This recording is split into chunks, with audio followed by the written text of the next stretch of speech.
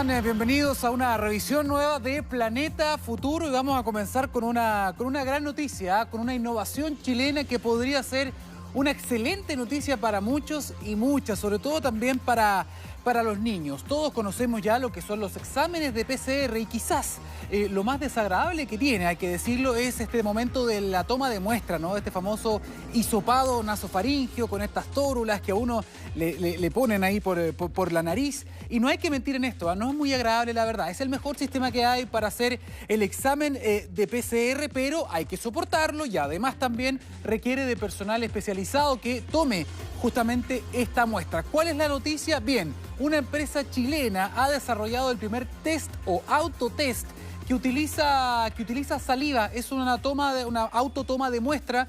Uno echa, aquí lo estamos viendo, miren, la persona está abriendo justamente este test del laboratorio Tested.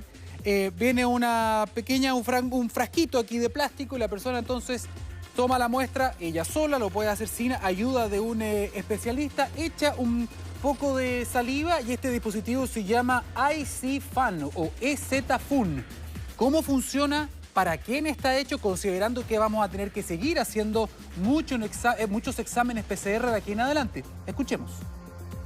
EZ-FUN es un dispositivo mínimamente invasivo que recolecta saliva desde el sujeto, haciendo la toma mucho más simple e indolora. Este proceso está especialmente pensado para ser utilizado en adultos mayores y niños o gente que debe ser testeada constantemente. Con EZ-FUN y la simple muestra de saliva buscamos resolver esto y poder ampliar la capacidad de muestreo en nuestro país.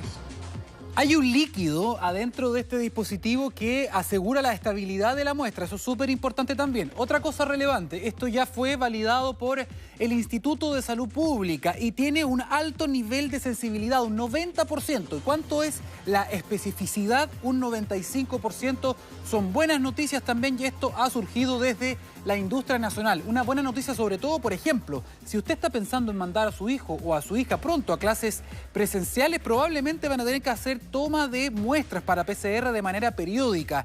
Y es bien desagradable, digámoslo, el tema de la tórula también para los adultos mayores. Por lo tanto, este tipo de técnicas que ya han sido validadas van a ser muy importantes para seguir manteniendo el control de los nuevos casos y de esa manera también de la pandemia. Gran noticia, felicitaciones para los creadores, industria nacional. Seguimos avanzando, señor director, y queremos que usted esté al día con lo que está pasando con la vacunación en otros países del mundo que tienen campañas de inmunización tan exitosas como la nuestra. Vamos a hablar de Israel. ¿Por qué? Han dado dos noticias importantes en los últimos días. Una de ellas tiene que ver con que ya han autorizado la tercera dosis de refuerzo, en este caso con Pfizer. Recordar que ellos apoyaron gran parte de su campaña en esta vacuna de Pfizer-BioNTech. ¿Quiénes van a poder recibir esta vacuna en Israel? Todas las personas mayores de 60 años que recibieron su segunda dosis al menos hace 5 meses. Todo esto va a comenzar ahora, este domingo, según el Ministerio de Salud de ese país. ¿Por qué han tomado esta determinación? Porque según sus propios análisis y además según las palabras de la propia empresa Pfizer del laboratorio, ha comenzado a bajar un poco la efectividad de la vacuna y esto es muy importante, no para prevenir el contagio, ya sabemos que ninguna es completamente efectiva para evitar el contagio, pero sí está comenzando a bajar la efectividad para desarrollar o para protegernos de desarrollar una enfermedad grave de COVID-19 y también para morir. Estamos hablando que bajó del 97% más o menos hasta el 81%. Sigue siendo bastante alto, pero están siendo extremadamente cautelosos en Israel. Ojo, no van a ser los únicos entonces que van a recibir un pinchazo y esta es la otra noticia porque también en ese país han determinado o han autorizado de manera excepcional la vacunación de niños y niñas. Sí, entre 5 y 11 años de edad utilizando exactamente la misma vacuna, la vacuna de Pfizer. Ahora, no es para todos los niños todavía porque se están adelantando a los datos de seguridad también y de eficacia. Lo han determinado para aquellos niños, para aquellas niñas que tienen alguna comorbilidad y por lo tanto son muy propensos a desarrollar un cuadro grave de COVID-19. Es por eso entonces que ellos han tomado esta determinación, son casos excepcionales, pero estos niños entonces requerirían una protección, sobre todo considerando la irrupción de la variante Delta. Hasta el momento, y esto es muy importante de considerar, Sabemos que los niños son menos afectados que el resto por la infección de COVID-19. Sabemos que se enferman menos graves. Sin embargo, algunos de ellos son susceptibles también a desarrollar una enfermedad grave y además son un vehículo de contagio para el resto de la población que no ha sido vacunada. Por eso es importante considerar la vacunación en este grupo etario. ¿Qué va a pasar en nuestro país? Vamos a tener que estar observando, le preguntamos a algunos especialistas, porque además tenemos que recordar que el Consejo Asesor COVID-19 no hace mucho recomendó vacunar a los niños entre 3 y 11 años utilizando la vacuna Sinovac. Le preguntamos a una especialista quiénes son los niños, o quiénes serían, mejor dicho, eventualmente los niños que estarían primeros en la fila. Si tomamos una determinación parecida a la que ha tomado Israel, ponga atención. Pacientes inmunosuprimidos o inmunodeficientes, que son los pacientes que tienen problemas de defensas secundarios a enfermedades inmunológicas, a VIH, o pacientes que tienen cáncer o alguna leucemia, alguna causa que baje las defensas. Los pacientes con enfermedades pulmonares crónicas, como los asmáticos, fibrosis quística y bronquiolitis obliterante o daño pulmonar postviral. Tenemos que agregar que la propia doctora Gema Pérez, que usted vio en su pantalla hace pocos segundos, también me decía que, según su opinión especialista, ella recomendaba de alguna forma la vacuna de Sinovac antes que la vacuna de Pfizer para niños. ¿Por qué? Porque los niños están acostumbrados a la vacuna que utiliza esta plataforma. Es una vacuna completamente tradicional, muy parecida a la vacuna contra la influenza, y tiene un perfil de seguridad muy alto. Dicho eso, sigamos avanzando, señor director, porque también en esta parte del mundo se han tomado determinaciones. Uruguay es el país acá en Sudamérica que también ha autorizado de manera excepcional una dosis de refuerzo. En este caso hablamos de una tercera dosis porque la vacuna que usaron ellos también tiene 2 dosis. Al igual que nosotros han usado Sinovac en gran medida y también Pfizer. Lo que han determinado entonces ahora los especialistas, después de un análisis muy robusto, determinaron entonces una dosis de refuerzo para todas las personas que recibieron, ya sea AstraZeneca, Pfizer y, muy importante, también para todas las personas que recibieron la vacuna Sinovac. Lo que han dicho entonces los especialistas es que ya están en condiciones entonces de entregar una tercera dosis a todas las personas que se inocularon con esta vacuna china. Estamos hablando de mezclar 2 técnicas distintas, que era una de las preguntas que se están haciendo en Chile y que hay estudios. Veamos. La campaña de vacunación de Uruguay es muy similar a la nuestra porque es muy exitosa. Miren, la población total son 3,5 millones. La población que ya fue vacunada, al menos con una dosis, es de un 72%, muy alto. La población con 2 dosis alcanza el 61%.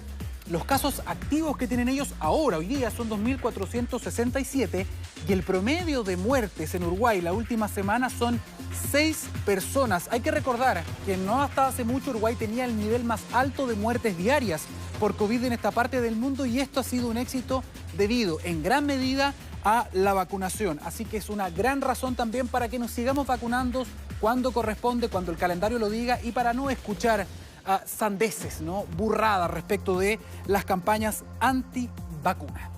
Sigamos avanzando, señor director, ¿le parece? Miren, vamos a cambiar por un momento de tema y esto tiene que ver con algo que hacemos todos, ¿no? El uso de las pantallas, hablamos de los teléfonos y, por qué no, también de los computadores en casa. Si hay algo que ha cambiado con la pandemia, es la adopción de la telepresencia, del teletrabajo, de las juntas con los amigos por Zoom. Eso ha aumentado y muchísimo.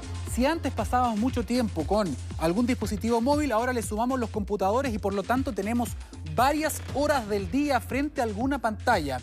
Hicimos una pequeña encuesta aquí en el canal y no todo el mundo lo sabía, por eso quisimos llevar este contenido, y tiene que ver con una advertencia que hacen los especialistas a raíz de la última evidencia y que dice que usted tendría que cuidar su rostro con cremas, incluso con bloqueador solar dentro de su casa, incluso en invierno. ¿Por qué? Porque la exposición a este tipo de luz, a este tipo de radiación, también tiene un impacto en la piel a largo plazo, sobre todo cuando hemos aumentado el uso y la exposición a este tipo de tecnologías. Quisimos preguntarle a una especialista del Hospital Clínico de la Universidad de Chile cuáles son las precauciones que tenemos que tener cuando utilizamos una pantalla. ¿Cuántas veces hay que echarse bloqueador? ¿A qué distancia tenemos que usar esto de nuestro rostro? Mire. Las pantallas, tanto del celular como del computador, emiten una luz de alta intensidad llamada luz azul, que es parte del espectro de la luz visible. Esta luz puede afectar la piel generando lo que se llama envejecimiento digital. Por lo tanto, es bien importante el uso de protector solar varias veces al día, aunque estemos dentro del hogar, justamente para protegernos de este tipo de luz. Lo otro importante también es mantener estos dispositivos alejados del rostro, al menos 35 centímetros en el caso del celular y el doble en el caso del computador. Estoy alejando ahí lo más posible para hacerle caso a la especialista y no generar daño, después uno anda todo arrugado. Miren, vamos a seguir avanzando y vamos a hablar, para cerrar, algo nuevo también que tiene que ver con COVID. Ya hemos conocido un montón de impactos que puede tener esta enfermedad, incluso en el largo plazo. Eso se conoce como long COVID o COVID prolongado. Y tiene que ver, por ejemplo, usted ya lo ha escuchado, hay problemas en el corazón, la miocarditis, hay problemas cognitivos, gente que tiene problemas para concentrarse, personas que les cuesta semanas, incluso meses, recuperar el olfato o lo tiene distorsionado, también el sentido del gusto. Todo esto son síntomas que se mantienen desde la infección o que pueden manifestarse semanas o incluso meses después de haberse recuperado. Atención con esto, porque también puede afectarle incluso a las personas asintomáticas. ¿Por qué estamos viendo unos ojos en gigante? Que además es una imagen bien especial de ver, no vemos los ojos tan cerca nunca. Es porque, según un estudio que se hizo en 3 países, Reino Unido, Qatar y Emiratos Árabes, se ha demostrado que hay una afectación también en los ojos, en las córneas, luego de haber tenido COVID-19. Ojo, este COVID prolongado puede manifestarse en 1 de cada 10 personas que se mejoraron de COVID. Se compararon justamente los ojos, la retina, las córneas de pacientes que tuvieron COVID y de personas que no, que eran completamente sanas, y se dieron cuenta que en muchos de ellos hay un daño ocular de las fibras nerviosas. Y esto es muy interesante también entonces. ¿Por qué se lo queremos decir? Porque este es un llamado a que nos sigamos cuidando, a pesar de que a lo mejor uno pueda tener un caso leve de COVID, puede tener un COVID prolongado y esto puede afectar un montón de órganos distintos. Ya sabemos que incluso puede precipitar algunos tipos de diabetes. También se ha estudiado disfunción eréctil, un montón de impactos. Y usted dirá, pero ¿cómo es posible que un solo virus pueda tener tanto impacto? Lo que pasa es que nunca antes en la historia la ciencia había estudiado en tan poco tiempo y en tantas partes al mismo tiempo un virus y una enfermedad como la COVID-19. Una advertencia más de por qué tenemos que vacunarnos y por qué tenemos que evitar infectarnos. Con esta información, tenga mucho ojo, llegamos al final de Planeta Fútbol.